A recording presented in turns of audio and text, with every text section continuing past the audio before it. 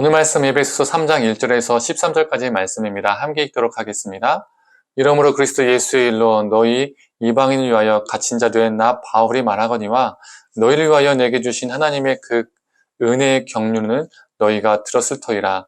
곧 계시로 내게 비밀을 알게 하신 것은 내가 먼저 간단히 기록함과 같으니 그것을 읽으면 내가 그리스도의 비밀을 깨달은 것을 너희가 알 수 있으리라. 이제 그의 거룩한 사도들과 선지자들에게 성령으로 나타내신 것 같이 다른 세대에서는 사람의 아들들에게 알리지 아니하셨으니 이는 이방인들이 복음으로 말미암아 그리스도 예수 안에서 함께 상속자가 되고 함께 지체가 되고 함께 약속에 참여하는 자가 됨이라. 이 복음을 위하여 그의 능력이 역사하시는 대로 내게 주신 하나님의 은혜의 선물 따라 내가 일꾼이 되었노라. 모든 성도 중에 지극히 작은 자보다 더 작은 나에게 이 은혜를 주신 것은 측량할 수 없는 그리스도의 풍성함을 이방인에게 전하게 하시고 영원부터 만물을 창조하신 하나님 속에 감추어졌던 비밀의 경륜이 어떠한 것을 드러내게 하려 하심이라. 이는 이제 교회로 말미암아 하늘에 있는 통치자들과 권세들에게 하나님의 각종 지혜를 알게 하려 하심이니 곧 영원부터 우리 주 그리스도 예수 안에서 예정하신 뜻대로 하신 것이라. 우리가 그 안에서 그를 믿음으로 말미암아 담대함과 확신을 가지고 하나님께 나아감을 얻느니라. 그러므로 너희에게 구하노니 너희를 위한 나의 여러 환난에 대하여 낙심하지 말라. 이는 너희의 영광이니라. 아멘.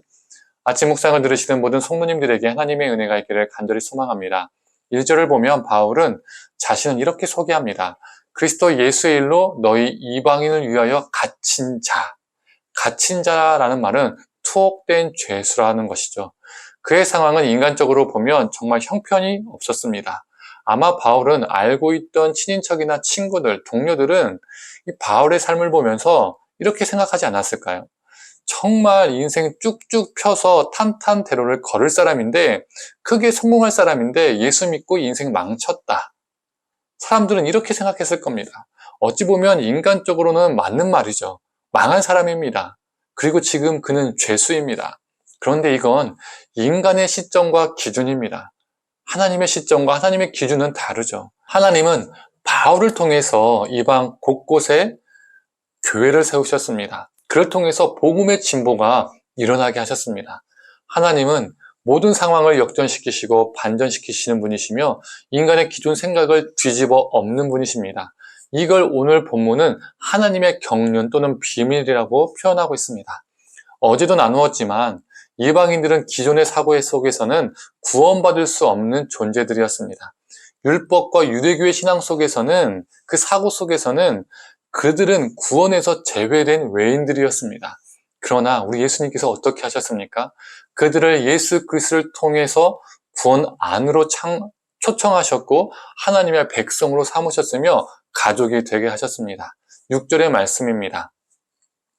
이는 이방인들이 복음으로 말미암아 그리스도 예수 안에서 함께 상속자가 되고 함께 지체가 되고 함께 약속에 참여하는 자가 됨이라.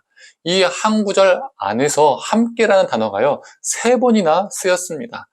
함께 할 수 없는 존재들이 예수님 안에서 함께 되었다는 것을 강조하는 것이죠. 그 당시 유대교의 신앙과 유대인들의 사고를 뒤집고 엎으시며 반전시키셨습니다. 기존의 사고 방식으로는 이해할 수 없는 것이죠. 그래서 이것이 바로 하나님의 경륜이고 그리스도의 비밀, 신비입니다. 저와 성도님들도 어떻습니까? 혈통적으로는 아브라함의 자손이 아닙니다. 그러나 예수님을 통해서 우리는 하나님의 자녀, 하나님 나라의 상속자가 되었죠. 우리도 예배소 교회 성도들과 마찬가지로 하나님의 은혜와 경륜을 경험한 사람들입니다. 이 하나님의 은혜와 경륜을 경험한 사람들의 모임이 교회입니다. 10절에서 11절은 이렇게 말하고 있죠. 이는 이제 교회로 말미암아 하늘에 있는 통치자들과 권세들에게 하나님의 각종 지혜를 알게 하려 하심이니 곧 영원부터 우리 주 그리스도 예수 안에서 예정하신 뜻대로 하신 것이라. 우리 하나님은 교회를 통해서 세상 모든 통치자와 권세들에게 하나님의 각종 지혜를, 즉 하나님의 경륜을 드러내기를 원하십니다. 우리가 이 놀라우신 하나님의 경륜을 경험한 존재라면 우리를 통해서, 교회를 통해서 하나님의 경륜이 세상에 알려져야 한다는 것이죠. 우리만 알고 있는 것이 아니라 우리를 통해 알려져야 된다는 겁니다. 그래서 교회는 하나님의 경륜을 드러내는 영적인 통로입니다. 성도님들, 우리를 통해서 하나님의 구원의 경륜이 이 땅 가운데 퍼지기를 소망합니다. 우리의 말과 행함으로 우리의 삶을 통해서 예수 그리스도가 전파되기를 원합니다. 14절에 바울은 이렇게 말하고 있습니다. 그러므로 너희에게 구하노니 너희를 위한 나의 여러 환난에 대하여 낙심하지 말라. 이는 너희의 영광이니라. 예배에서 교회 성도들을 향하여 내가 처한 고난 때문에 낙심하지 마라. 너희는 낙심하지 마라. 오히려 나의 고난은 너희의 영광이다 라고 말하고 있습니다.